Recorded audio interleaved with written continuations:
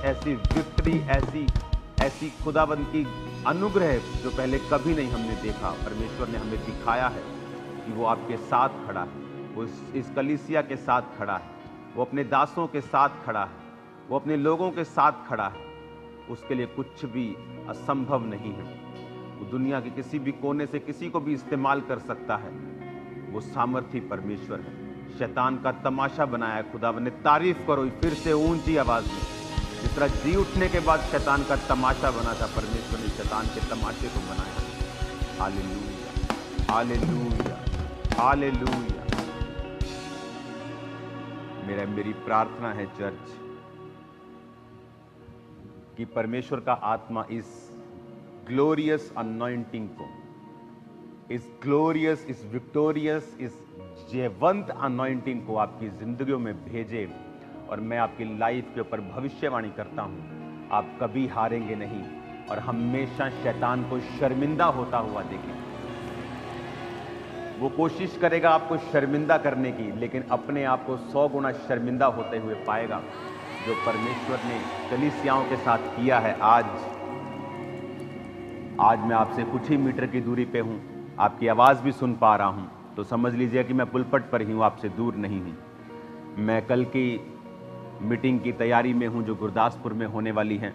गुरदासपुर में आपके लिए वो क्रिसमस सेलिब्रेशन है, सरकार के लिए कुछ भी हो सकता है, बट मेरे लिए वो एक सुसमाचार सुनाने का, एक हीलिंग और डिलीवरेंस करने का एक दिन है। तो मैं आपको इनवाइट करता हूं कल गुरदासपुर उस हीलिंग और डिलीवरेंस मीटिंग में, जहां परमेश्वर का आत्मा आपको हील भी करेगा और आपको डिलीवर भी करेगा और उस अनॉइंटिंग से आपको छुएगा जो विक्ट्री की है, जो परमेश्वर ने हमें दिखाई है, आपको दिखाई है, चर्च को दिखाई है और ऊंचा किया है परमेश्वर के लोगों को। तारीफ करो खुदावंद के नाम की फिर से जितनी कर सकते हो। हालेलुया। आज मेरा मन आनंदित है। एक तो मैं इस खुदावंद की प्रेजेंस से, खुदावंद के इस पवित्र पहाड़ से, प्रेयर माउंटेन से आपको वचन दे रहा हूं, क्योंकि मैं कल की तैयारी में हूं, 31 की तैयारी में हूं। 31 में हमें क्या करना है, किस तरह से 2026 में हमें प्रवेश करना है। उस 31 नाइट की मीटिंग में उस ग्रेस को हम पाकर, उस अनुग्रह को पाकर प्रैक्टिकली चलेंगे। जो कुछ मैंने 2025 के क्रॉसओवर में मांगा था, जब हम 24 में थे, कि परमेश्वर ये साल मुझे अपने नज़दीक लेके जा, ये साल बड़े कार्य कर, ये साल वहाँ सुसमाचार पहुँचे जहाँ नहीं पहुँचा, खुदावंद ने उसे किया है।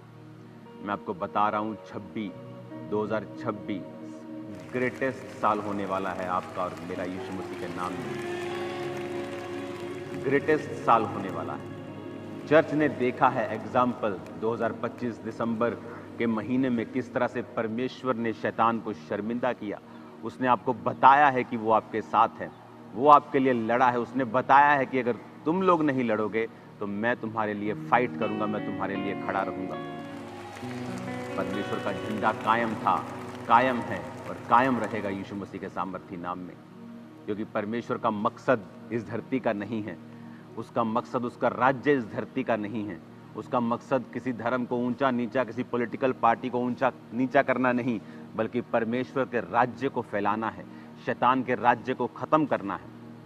वो शैतान जो नशों, जो बीमारियों, जो दुखों, तकलीफों, डाइवोर्स और पेन्स और कलेश और गरीबी का रचन करता है, उस शैतान के राज्य को खत्म करना है।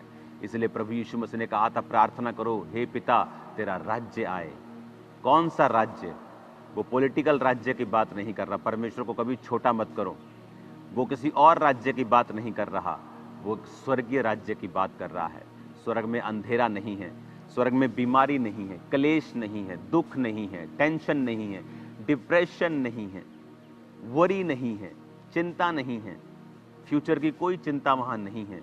वहाँ रोशनी है, वहाँ आशा है, वहाँ परमेश्वर है, वहाँ शांति है, वहाँ हर तरफ चंगाई है, वहाँ रंग बिरंगे पानी के झरने बहते मैंने देखे हैं दर्शन में। कि मैंने देखा एक दिन स्वर्ग के दर्शन में कि परमेश्वर ने मुझे उसकी एक झलक दिखाई कि वहाँ अलग अलग कलर्स के पानी बह रहे हैं। हर पानी का टेस्ट अलग है, हर पानी की क्वालिटी अलग है। स्वर्ग मिस नहीं कर सकते आप, स्वर्ग मिस नहीं कर सकते आप। कुछ भी मिस कर देना, आशीष मिस कर देगा चलेगा, स्वर्ग मिस किया नहीं चलेगा। मेरा विश्वास है कि आप लोगों ने बहुत बरकत पाई है क्रिसमस की मीटिंग के दौरान। परमेश्वर का सुसमाचार दुनिया के कोने कोने तक, इंडिया के कोने कोने तक पहुंचा है। चाहे बहुत सारी जगहों पर परमेश्वर के कामों का या क्रिसमस सेलिब्रेशन का विरोध हुआ है, लेकिन वो विरोध भी एक सुसमाचार की तरह परमेश्वर ने चैनल्स के जरिए, राष्ट्रीय इंटरनेशनल चैनल्स के जरिए उसे फैलाया है। मेरा ये मानना है, अंत के दिन नज़दीक हैं, शैतान को पूरी आग लगी है कि मैं ज़्यादा से ज़्यादा लोगों को रोक सकूं, लेकिन ये परमेश्वर के द्वारा लगाई गई आग है। ये कोई सांसारिक आग नहीं है, ये पानियों से बुझने वाली आग नहीं है। ये परमेश्वर की आत्मा ने इस आग को लगाया है और इस आग को आप और मैं काम करते हुए देख रहे हैं। तारीफ करो फिर से ऊंची आवाज में जितनी कर सकते हो परमेश्वर के नाम। हालेलुया। आज इस ब्लेस्ड डे में मैं आपको उत्साहित करना चाहता हूं, इनकरेज करना चाहता हूं, क्योंकि मसीही जिंदगी जो है वो सिर्फ आशीषों पर आपको केंद्रित नहीं रखती है। मसीही जिंदगी सिर्फ ये जिंदगी नहीं कि आप चर्च में आए, आपको बेटा मिल जाएगा, आपको आशीष मिल जाएगी, आप ठीक हो जाएंगे। मसीही जिंदगी सिर्फ ये नहीं है। मसीही जिंदगी इससे बहुत बड़ी है। ये एक बहाना हो सकता है, एक वे हो सकता है, एक तरीका हो सकता है परमेश्वर का मुझे अपने पास बुलाने का या आपको अपने पास बुलाने का। मैं भी चर्च में कोई अनंत जीवन खोजने नहीं आया था। मैं भी एक शारीरिक चंगाई के लिए मैंने चर्च ज्वाइन किया था, सिर्फ कि मुझे चंगाई मिल जाए। मैंने बाइबल जब पढ़नी स्टार्ट की थी तो 5 दिन में मैं नया नियम ख़त्म कर देता था। इसलिए नहीं कि मुझे बाइबल से बड़ा लगाव था, इसलिए कि बाइबल पढ़ने से मेरे दुष्ट आत्मा के जो अटैक होते थे, मेंटली अगर आप उसे मेडिकल भाषा में बोले, जो डिप्रेशन के अटैक्स होते थे, उनमें मुझे आराम मिल जाता था। तो इस तरह से परमेश्वर ने मुझे अपने पास खींचा। लेकिन जब बाइबल में पढ़ता गया, मैं नहीं जानता था कि वो वचन इनडायरेक्टली डायरेक्टली मेरी स्पिरिट के अंदर जाते जा रहे हैं और वो अपना घर बना रहे हैं। और उस तरह से परमेश्वर ने मुझे छुआ कि आज मुझे मालूम है परमेश्वर के वचन क्या, कहाँ पर लिखा है, परमेश्वर का वचन क्या कहता है।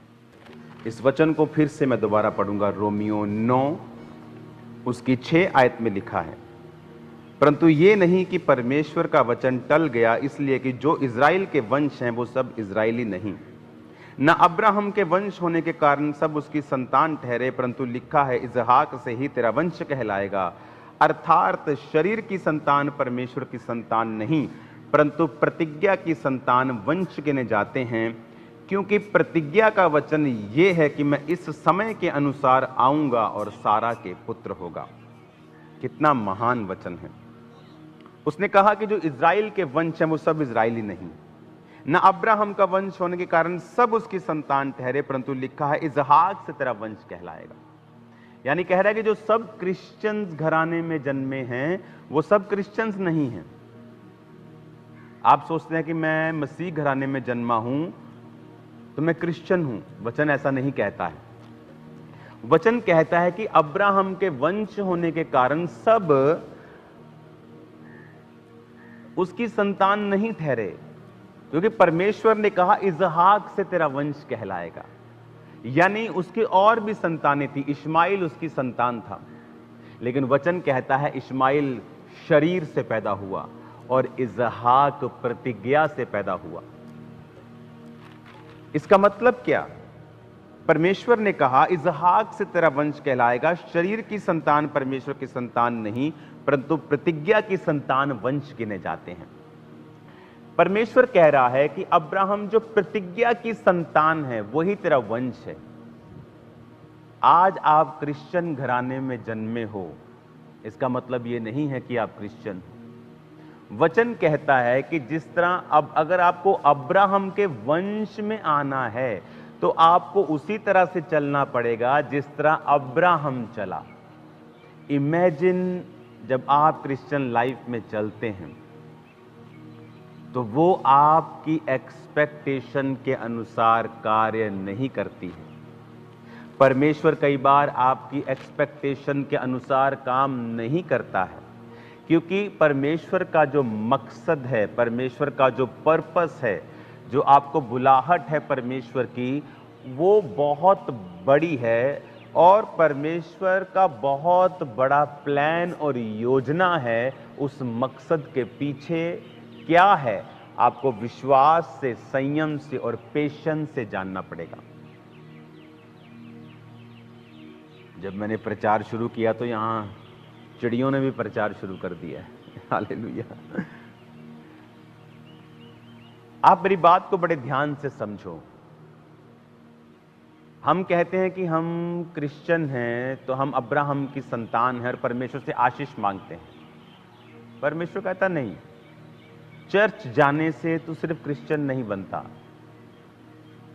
क्रिश्चियन घराने में तू जन्म लेके क्रिश्चियन नहीं बनता, तू अब्राहम का वंश बनता है जब तू जिस तरह अब्राहम चला, शरीर की संतान नहीं, वंश प्रतिज्ञा की संतान। इसका मतलब जब आप मसीह में विश्वास के द्वारा चलेंगे तो आप परमेश्वर की संतान हैं।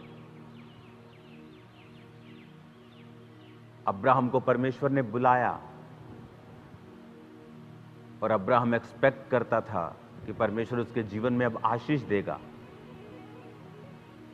परमेश्वर ने कहा, अब्राहम अपने पिता, कुटुंब, अपना देश सब कुछ छोड़ के मेरे पीछे आ जा। और अब्राहम ने सब कुछ छोड़ दिया कि मैं तुझे बहुत बड़ा आदमी बनाऊंगा, मैं तेरे वंश को फैलाऊंगा। और फिर भी परमेश्वर ने उसे कोई भी पुत्र नहीं दिया, कोई बेटा बेटी कुछ नहीं दिया उसको। कई बार आप परमेश्वर से मांगते हैं कि वो आपकी कुछ एक्सपेक्टेशंस होती हैं, आपकी कुछ इच्छाएं होती हैं, लेकिन अगर परमेश्वर की मर्जी, उसकी बुलाहट आपकी लाइफ में बहुत बड़ी है तो समटाइम्स आपको लगता है कि वो आपकी इच्छाओं को पूरा नहीं कर रहा है। और तब ये आप प्रूफ करते हैं कि क्या आप अब्राहम की संतान हैं या आप नाम के सिर्फ क्रिश्चियन हैं। अगर आप अब्राहम के वंश है, प्रतिज्ञा के वंश हैं, फिर आप विश्वास से चलेंगे जिस तरह अब्राहम विश्वास से चला।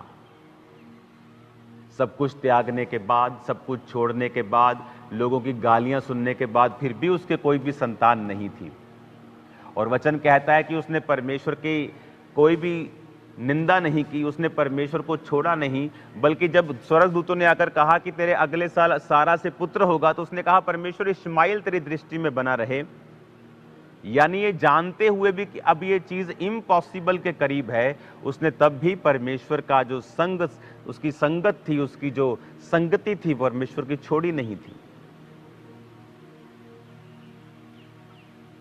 अगर मुझे परमेश्वर मेरी प्रार्थनाओं का उत्तर पहले 3 साल में दे देता, आज मैं यहां डेफिनेटली ना बैठा होता। मैं आपको बता सकता हूं, जो आप देख रहे हो, जो आप एक्सपीरियंस कर रहे हो, जो आप ले रहे हो खुदा बाप से, जो इस सेवकाई के द्वारा आपने आशीष पाई है, आप ये नहीं ले रहे होते। और ये पॉसिबल था कि कई बार आप परमेश्वर को काम नहीं करने देते हैं, आप परमेश्वर के साथ कोऑपरेट नहीं करते हैं, आप अपनी इच्छा, अपनी मर्जी उस पर थोपना चाहते हैं। वचन कहता है, परमेश्वर ने अपने नबी को कहा, जब तेरे ये लोग तुझे बुलाने के लिए आएंगे तो मत जाना। कहता ठीक है प्रभु, लेकिन जब वो लोग आए और कहा आ हमारे साथ और इन लोगों को श्राप दे, तो पर वो एक ढीठ व्यक्ति था और पैसों का लालची था, और वो परमेश्वर को मनाता रहा, प्रभु मुझे जाने दे, मैं जाऊंगा लेकिन ये नहीं बोलूंगा, वो नहीं बोलूंगा। तो उस परमेश्वर ने कहा जा। सेम परमेश्वर ने कहा मत जा, फिर सेम परमेश्वर ने कहा जा। क्योंकि जब आप ढीठ हो जाते हैं, जब आप ढिठाई करने लगते हैं, जब आप परमेश्वर के सामने बहस करने लगते हैं, तो वो कहता है जा। लेकिन उस जाने से उसके जीवन में बहुत सारे श्राप आए।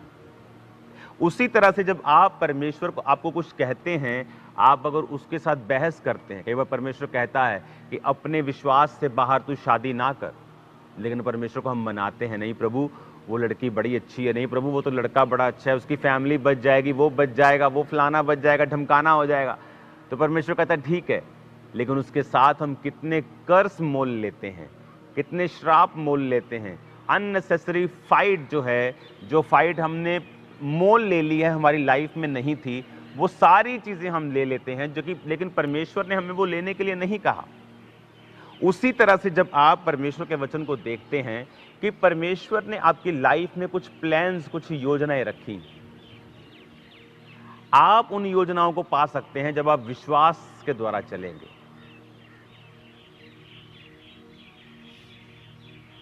इनको उड़ाना जरा 2-3 को। हालेलुया। इमेजिन करो, परमेश्वर ने अब्राहम को बुलाया और सालों से कोई बेबी उसके पास नहीं, और परमेश्वर ये चाहते थे कि मैं उसको संतान दूं, लेकिन इम्पेशंस। मूसा को मालूम था कि परमेश्वर ने उसे इस्तेमाल करना है, एक व्यक्ति को मार दिया। इम्पेशंस।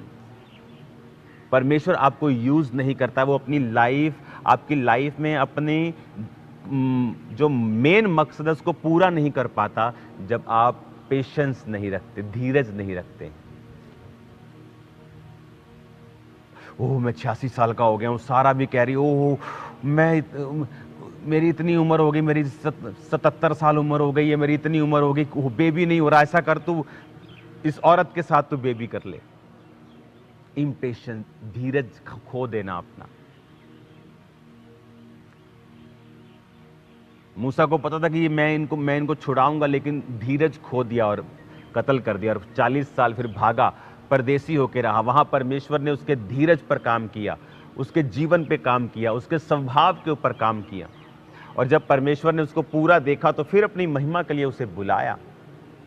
परमेश्वर की बुलाहट आपके जीवन में कभी भी खत्म नहीं होती है, लेकिन वो चाहता है कि हम उस स्पिरिचुअल लेवल तक पहुंच जाएं जहां से वो सारी ब्लेसिंग्स को, सारी चीजों को हमारे जीवन के ऊपर रिलीज कर सके। कई बार परमेश्वर ने आपको कुछ देना होता है, कुछ आशीष देनी होती है, या एक बहुत बड़ा काम आपकी जिंदगी में करना होता है, लेकिन वो वेट करता है कि कब आप उस स्पिरिचुअल मैच्योरिटी तक पहुंचेंगे।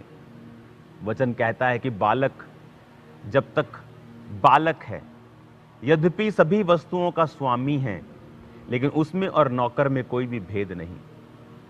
आपके घर का नौकर आपके साथ रहता है, आपके साथ खाता है, वही खाना खाता है, आपके जैसे कपड़े पहनता है, आप ही के घर में रहता है। आपका बालक, आपका बेटा भी उसी घर में रहता है, वही खाता है, वैसे ही कपड़े पहनता है। दोनों में कोई फर्क नहीं, जब तक कि आपका बालक बड़ा नहीं हो जाता और आप उसको योग्य नहीं समझते कि अब ये सारे साम्राज्य को संभाल सकता है। उसी तरह से स्पिरिचुअल लेवल में परमेश्वर भी हमें एक नौकर की नाई रखता है, हमें खाने पीने को देता है, हमारी सुरक्षा करता है, लेकिन बड़े कार्य हमारी जिंदगी में नहीं होते हैं, क्योंकि वो परमेश्वर इंतजार करता है कि परमेश्वर हमें वो सारी चीजें दे सके, हम इतने स्पिरिचुअल मैच्योर हों कि परमेश्वर हमें वो सारी चीजें जो खुदावंद की ओरिजिनल बुलाहट है, बड़ी बुलाहट है, हमारी लाइफ में आए और हम उसे पचा सकें। इसलिए आप देखेंगे कि क्यों शैतान आपकी स्पिरिचुअल ग्रोथ को रोकना चाहता है, क्यों वो आपको छोटी छोटी चीजों में, छोटी छोटी बुरी आदतों में, फोन, व्यभिचार, चोरी चकारी, गंदा मजाक, डिस्ट्रैक्शंस, चीजें छोटी छोटी, जेलसी, विरोध, लड़ाई, हत्याएं, छोटे छोटे आपको इन संसार की चीजों में फंसाता है, ताकि आप उस स्पिरिचुअल मैच्योरिटी तक ना पहुंच पाएं। आपने इस चर्च को देखा, जब इस चर्च ने स्पिरिचुअल मैच्योरिटी को दिखाया, विरोध के बावजूद अपने पेशेंस को बना के रखा, और मेरे परमेश्वर ने लगाई हैं, ऐसी लगाई हैं कि याद रखेंगे सभी, क्योंकि मेरा परमेश्वर फाइट करने वाला है, लेकिन मैं फाइट करने वाला नहीं। उसने मुझे कहा है मैं सुसमाचार का प्रचार करूं, लेकिन वो कहता पलटा लेना मेरा काम है। हालेलुया। आप नोटिस कर लो, आप पिछले सालों सदियों के इतिहास निकाल के देख लो, जिस किसी व्यक्ति ने परमेश्वर के नाम का मजाक उड़ाने की या उसको नीचा करने की कोशिश की है, आप थोड़े ही हफ्तों में देखना वो कैसा रोता हुआ आपको नजर आता है। ये अब की बात नहीं है, ये सदियों से होता आ रहा है। जिस जिस हुकूमत ने खुदावंद के लोगों का साथ दिया है, परमेश्वर उसके साथ खड़ा रहा है, चाहे वो अन्य जाति क्यों ना हो। जिन जिन लोगों ने परमेश्वर के लोगों को सप्रेस करने की कोशिश की है, परमेश्वर ने उनका कुछ नहीं छोड़ा इस धरती के ऊपर। इतिहास पढ़ के देख लो, ये सदियों से चलता आ रहा है। जीसस क्राइस्ट के जन्म से पहले से लेकर जीसस क्राइस्ट के जन्म के बाद तक ये चलता आ रहा है। इसलिए तो कहते हैं we are proud to be a Christian. हमें अपने मसीही होने पर घमंड है, हमें परमेश्वर पे घमंड है कि वो हमारा लड़ने वाला परमेश्वर है। हालेलुया। हमें क्या करना है? हमारा काम लड़ना नहीं, हमारा काम है परमेश्वर का काम करना। लड़ने वाला हमारा परमेश्वर है। हमें लाठी डंडों और बंदूकों की जरूरत नहीं है। उसके स्वर्गदूत काफी हैं हमें सुरक्षित करने के लिए। आमीन। आपका काम है कि आप ये समझें कि प्रतिज्ञा से ही वंश गिने जाते हैं, विश्वास से ही आप अब्राहम की संतान कहलाते हैं। परमेश्वर ने जो अब्राहम का बच्चा विश्वास के द्वारा हुआ इसहाक, उसी से वंश चलाया। जो शरीर से हुआ इस्माइल, उसको परमेश्वर ने आशीष दी, लेकिन वंश उससे नहीं गिना गया। आप जब विश्वास से चलेंगे, परमेश्वर आपके साथ खड़ा होगा। इतने सालों के बाद भी, कोई बेबी ना होने के बाद भी वो परमेश्वर के संग रहा। आप परमेश्वर में कई बार चलते हैं, लोग ठोकर खाते हैं जब वो प्रार्थना का उत्तर नहीं पाते। जब परमेश्वर में आने के बावजूद भी, उसमें चलने के बावजूद भी कुछ ऐसा उनके साथ घटता है, वो ठोकर खाते हैं। लेकिन जो अपना जीवन ठोकरों से ऊपर कर लेते हैं, जो अपना जीवन ये समझ जाते हैं कि एक ही परमेश्वर है और जीवित परमेश्वर वही है, और जो कुछ हो रहा है वो उसी की मर्जी से हो रहा है, कि परमेश्वर आपको देख रहा है, जांच रहा है, परख रहा है, आपके पेशेंस को बढ़ा रहा है, धीरज को बढ़ा रहा है, वो आपकी लाइफ में काम कर रहा है, वो आपकी लाइफ में आपको नेक्स्ट लेवल पे लेके जा रहा है, वो इस तरह से आपकी तैयारी कर रहा है। इमेजिन करो, दाऊद अगर लड़ता, अपनी फैमिली से खूब लड़ता कि ਤੁਹਾਨੂੰ ਤਾਂ ਅਕਲ ਹੀ ਹੈ ਨਹੀਂ ਗੀ, ਤੁਸੀਂ ਤਾਂ ਮੈਨੂੰ ਛੱਡਿਆ ਹੋਇਆ, ਤੁਸੀਂ ਤਾਂ ਮੈਨੂੰ ਪੁੱਛਦੇ ही नहीं गए, और कुड़ कुड़ करता अपने माता पिता से लड़ता, भाइयों से लड़ता, फाइट करता उनसे, कलेश पांदा पूरा घर च है कि ਤੁਸੀਂ ਮੈਨੂੰ ਕਿੱਦਾਂ ਭੁੱਲ ਗਏ, ਐਡਾ ਵੱਡਾ ਰੱਬ ਦਾ ਦਾਸ ਆਇਆ, ਤੁਸੀਂ ਮੈਨੂੰ ਪਿਆਰ ਨਹੀਂ ਕਰਦੇ, ਤੁਸੀਂ ਭੁੱਲ ਗਏ, ਮੈਂ ਵੀ ਤੁਹਾਨੂੰ ਨਹੀਂ ਪੁੱਛਣਾ, मैं भी ਚੱਲਿਆ ਘਰੋਂ। पेशेंस। जंगल में अपना काम करता रहा, भेड़ बकरियां थोड़ी सी थी, उसको चराने के लिए भेज देते थे। इमेजिन करो, भेड़ बकरियों को छोटा बेटा चरा रहा है सबसे, जबकि भेड़ उसको जान का खतरा है, और वो अकेला ही चरा रहा है। देखो, लेकिन आपकी लाइफ में होने वाली हर घटना एक इत्तेफाक नहीं।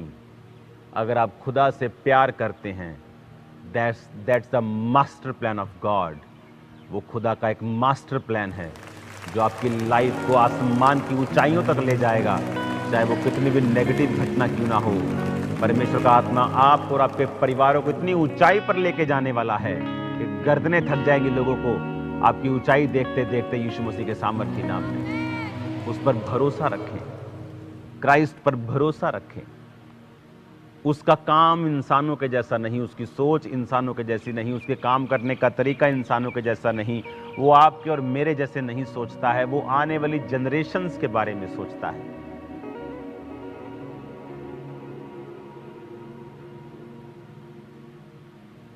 हालेलुया। आज हमें ये बात समझने की जरूरत है, आज हमें ये चीज समझने की जरूरत है कि मुझे विश्वास से चलना है, मुझे फेथ से चलना है।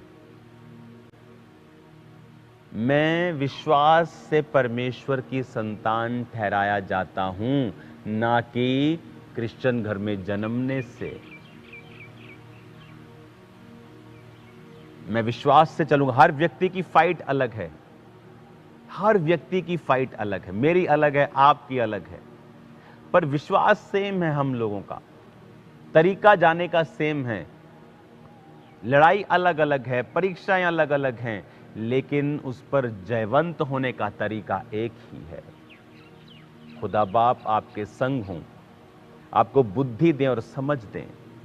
इमेजिन करो, दाऊद लड़ा नहीं, फाइट नहीं की, कलेश नहीं डाला, उसे परमेश्वर की मर्जी समझा और उन्हीं दिनों में गोफन चलाने के लिए वो प्रिपेयर हुआ, क्योंकि संग तो कोई था नहीं। तो जान पर बनाई, कोई भालू आएगा, शेर आएगा, उसकी भेड़ को उठा के लेके जाएगा, तो गोफन चलाता था वो। एक गोफन लगा के, पत्थर लगा के मारता था वो, तो शेर भालू भागते थे। तो जब चलाना जरूरी था तो मारना भी जरूरी था कि बजे तो अच्छी जगह बजे कि वो भागे। तो सम टाइम ये चैलेंजेस आपको तैयार कर देते हैं कि जब गोलियत उसके सामने आया तो उसने एक ही मारा और माथे के अंदर धंस गया और वो जमीन पे गिरा और उसी की तलवार से उसका सिर काट दिया। वैरी अपनी ही चाल में मर जाएगा, आप देखना। शैतान अपनी ही चाल में मर जाएगा, आप देखना। हमारा खुदावंद इतना महान, इतना सामर्थी परमेश्वर है। आपको हंसी आएगी, आप घर बैठकर हंसेंगे, आप घर बैठकर खिलखिला के हंसेंगे, जो आप देखेंगे कि परमेश्वर आपके लिए क्या कर रहा है, वो कैसे कर रहा है, कि आप कुछ नहीं कर रहे लेकिन खुदावंद आपके लिए देशों में कार्य कर रहा है, विदेशों में कार्य कर रहा है। हालेलुया। परमेश्वर का आत्मा ये आपको निशानी दे, ये चीजों को डाल देगा। उनके हृदयों से परमेश्वर बात करेगा कि वो अपने विश्वास को आगे लेके जाएं। अपने हाथों को उठाओ, वर्शिप करेंगे अपने हाथों को उठा के। जब सिताइश होती है, रूह की बारिश हो